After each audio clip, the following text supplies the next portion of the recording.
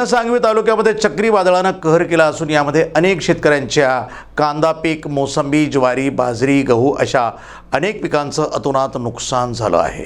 यामध्ये काही शेतकऱ्यांची जनावरे थोडक्यात बचावली असून तनवाडी ते घनसावंगी येथील शेतकऱ्यांच्या शेतात जाणारे इलेक्ट्रॉनिक खांब कोसळून यामध्ये पत्र्यांच्या घराचे नुकसान झाले आहे, तर काही ठिकाणी मोठमोठी झाडे पूर्णतः उद्ध्वस्त झाली असून घनसावंगी तालुक्यातील शेतकऱ्यांनी लवकरात लवकर पडलेले पोल दुरुस्त करून जनावरांना पिण्याच्या पाण्याची सोय करावी आणि झालेल्या नुकसानीचे पंचनामे करावेत अशी मागणी केली आहे।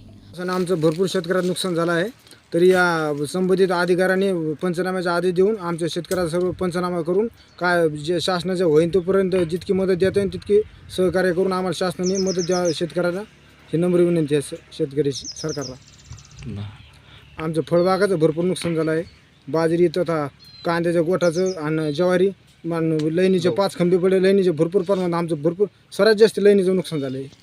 तर संबंधित इंजिनियर अधिकाऱ्यांनी याला आपलं MSCBला तात्काळ आदेश देऊन काहीतरी याचं आम्हाला नुकसान भरपाई द्यावं याची लईनीचे खंबे नीट करू। मरणाला रात्र आली, ज्वारी गेली, कांदा गेला, झाडं उपटूप पडलेत कांद्यामध्ये सारे। आता 2 जण शेतात होते रात्री, ते मावशीन बाबा त्याने रात्री कसं मोठीच जीव घेऊन ते थांबले असते, रात्री कसं हवा होती सगळ्यालाच माहिती आहे। मग आता फोन लावले त्यांनी, पोरं आले नाही द्यायला। आता काय अपेक्षा एवढीच आहे, थोडीशी सरकारकडून मदत। पिकाची किती नुकसान झाले? नुकसान बरीच झालेली। आता हे घ्या ना तुम्ही सगळं, झाडं पडलेले, ज्वाऱ्या गेल्यात, फळबाग 13 झाडं पडले, एक पडत हो ना हो ना। तुमची कामाला तुम्ही म्हणजे रात्री शेतात थांबले म्हणून एवढ्या हवामध्ये। आता कोण थांबतो? लाखाचा वावरान माल पडलेला कोण थांबतो शेतात? रात्री शेतात होतो आम्ही, कावदान कसं काय झालं, कसं नाही? भरपूर झालंय।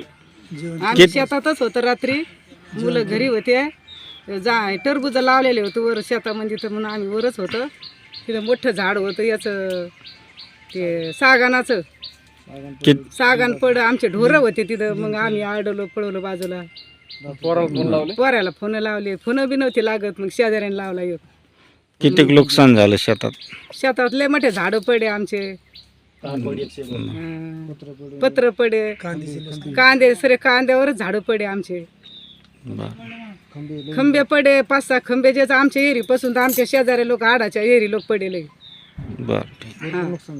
भरपूर नुकसान झालं, आम्ही लय भरपूर शेतकरी कष्ट करणारे, आमची लय नुकसान झाली सर। हा, आमची मदत बघा, आता आमच्या शेतात येऊन बघा, आम्हाला मदत करा काहीतरी।